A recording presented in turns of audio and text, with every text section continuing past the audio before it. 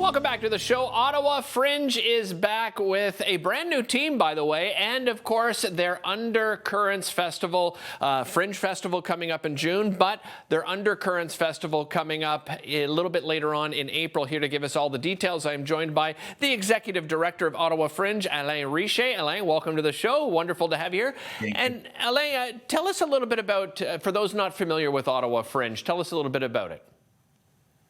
Yeah, so the Ottawa Fringe is Ottawa's longest and biggest theater festival. It's been running for 25 years, 25 seasons actually, and so we're quite excited. We have a new team this year, and it just feels, we're talking a lot about spring today, so it feels kind of right that the Undercurrents Festival in April is also coming with sort of a new team, bringing a very exciting energy into the festival and into the Arts Court Theatre. Yeah, how does the team get built? I mean, who do you reach out to, Alain? Well, it's just the standard sort of hiring to kind of get that core staff in place to help with the functioning of the festival. And then after that, there's so many artists that are involved that come up with ideas for their shows or for other programming that apply to us, that reach out. It's kind of really an artist's hub and an artist's community when it comes to the Fringe. Well, in a difficult 2 years, of course, for festivals, for theatrical productions and so forth. And you're going to do a mix this year of both digital and in person. Expand upon that for us, Alain.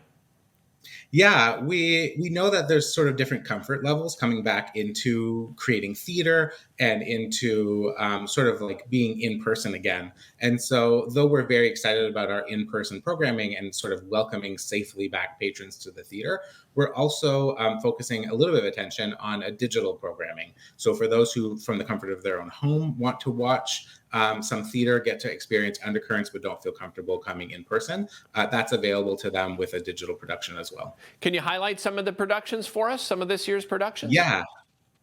Absolutely. So as always, there's a lot of local productions from Ottawa.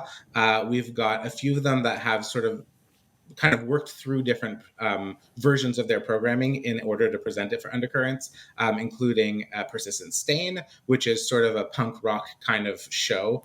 And then there's also a interesting kind of one-person show called My Good Friend Jay, which is about the story from someone living in in Akwesasne, and sort of that kind of traveling to Ontario, traveling to like partially an American state, and it's sort of that interesting play on land and what it was to be a resident of Akwesasne. You mentioned, of course, that in person, I understand there's reduced capacity. So let's just talk about that comfort level. What have you put in place as far as health and safety protocols for in person?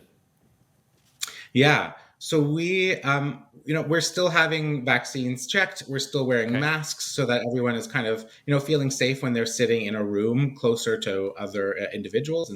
And we want them to have that safety while they're enjoying the show and not have to worry about being in the theater again. But we also have, for every performance, reduced capacity, where if you pick that show, we were only selling at a reduced capacity so that we're not going to be filling the room with a house at that day. Alain, how does the team at Ottawa Fringe go about curating these productions? It works with some sort of applications or conversations that are had with artists over the years.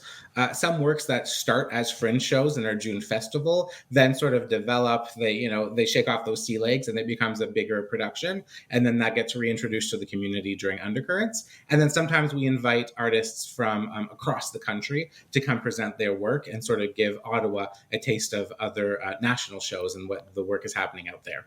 Ottawa Fringe Festival is always exciting. I mean, you see some of those productions moving on to even, not just the great success that they have at Ottawa Fringe, but going on to having even further success.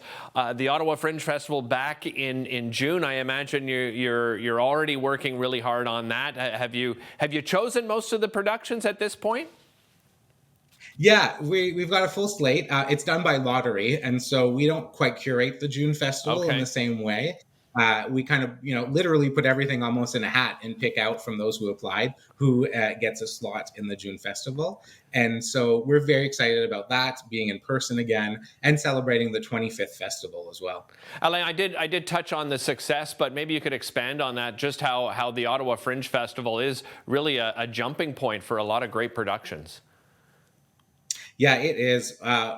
Just even globally, the Fringe Festival has kind of done some really big productions, even some that have become sort of international successes, as well as television shows. And so you don't come to think that a lot of these shows start with the Fringe. It's sort of their first development is at that June festival. And what we like to think of as undercurrents is sort of a next step for some of these Right. June Fringe Festival shows and their iterations. Alain, thanks so much for spending time with us. Really appreciate it. And congratulations on the success. A brand new team there working with Ottawa Fringe. Again, the Undercurrents Festival, it happens April 20th to the 30th. And we brought up the website. Make sure you get on there and check out the full schedule. We'll be right back after this.